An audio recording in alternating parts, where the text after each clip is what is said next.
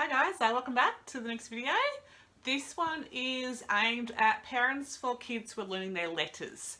So it could be pre-school age, so your kindergarten age, your prep age, even just your grade 1, 2 age, but generally probably a little bit earlier, probably more your sort of 4 or 5 year olds sort of level.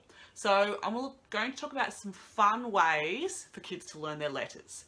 So obviously we've got our English language, we've got 26 letters of the alphabet, and kids need to learn them all. So kids don't generally just learn them all in order. They might know the ABC song, but that doesn't necessarily mean they know their letters. They need to know the name of the letter. They need to know generally what sounds that letter makes, and they need to know how to write that letter. And that letter usually comes in two forms. It usually comes in a capital and a lowercase, which generally is different. A couple of them the same, but generally different. So we want to make it fun because when it's fun, kids learn better. Okay, kids learn through play. Kids playing, all day, especially before school age, that 0 to 5 years. They learn so much just through play. So let's continue that. Let's continue for kids to play and learn at the same time, because I think that's the best way for kids to learn. So I've got a few ideas for you to create at home. This might mean a little bit of craft stuff for you, a little bit of DIY stuff. It doesn't take very long. If you're sitting in front of the TV, sit in front of the TV and make something up for your kids at the same time. Okay? You'll need things like egg cartons, pegs, isopel sticks, just stuff that you can sort of just get fairly cheaply at Kmart, $2 shop. Egg cartons you just get out of the recycling bin. Like, there's stuff at home that you will have that you can make this sort of stuff with your kids. And then you've got an activity that will then keep them busy. They'll have a fun time, especially while you're cooking dinner or folding the washing or doing something that you need to get done.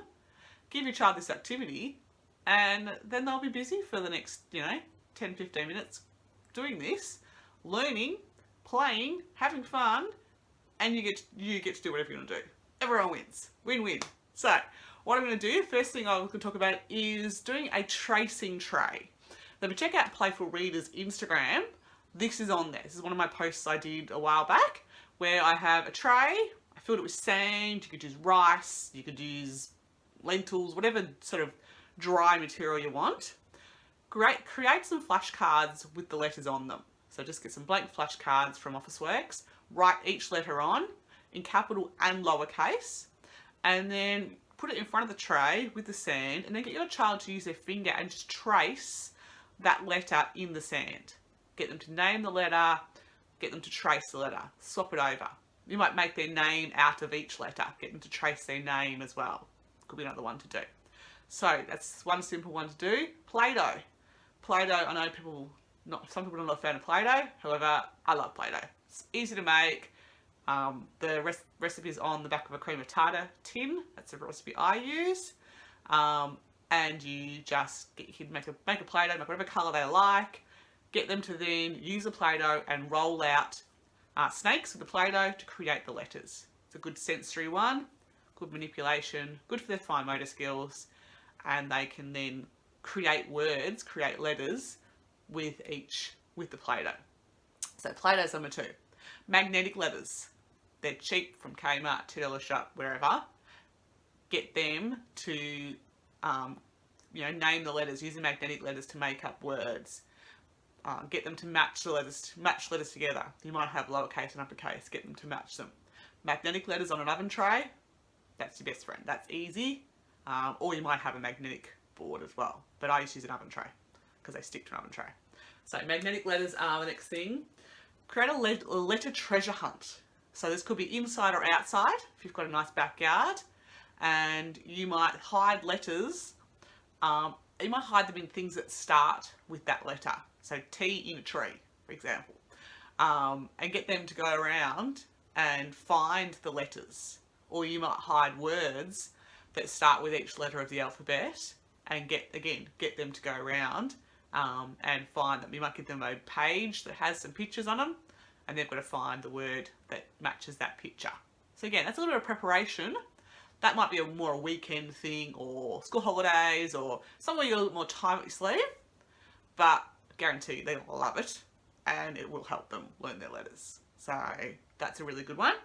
Another thing is just matching letter games. So as I said, if you look on my Instagram, Playful Readers Instagram page, you'll see lots of these activities. There's lots of things I've posted that help with their letters. So matching letter activities.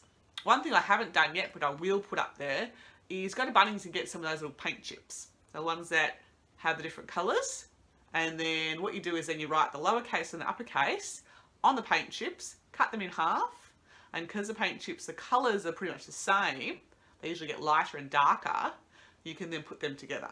So that's one that I'm going to create over the next week. I'll chuck that up on the Instagram page, so look for that one coming up next week. But that's a good, letter matching activities. It's also where you get your pegs and your icicle sticks, write the letter on each of them, and get the kids to match them up. So there's another one, another letter matching activity. You've got a whiteboard at home. Kids love whiteboards. Whiteboards, just give them a whiteboard marker and a whiteboard and get them to write all the letters they know. So get them to just have fun playing with letters, drawing the letters. Okay, you might do one, they might copy you. Things like that. So talking about the size of the letters. So one thing you might do is do a letter sort. So again, use your flashcards that I talked about earlier and get the kids to, you might have 3 different boxes. So you'd have a box for letters with tails, a box for letters with sticks, and a box for small letters. So your D, for example, that has a stick. So if we do a lowercase d, that would go in the stick box.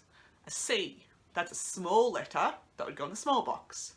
And a G, that has a tail, so that would go in the tail box. And get your kids to sort where those letters go. So that gives them a better idea of the size and shape of each letter. So that's another little activity that you can do. So I hope that helps, guys. There's just a few tips and tricks to help you help your kids learn their letters in a fun, exciting way. Rather than just sitting down and writing them, they can actually use their hands, get up, move around, use their fine motor skills, use the sensory activities, which just makes it more enjoyable for everyone. So all good, guys. Thanks.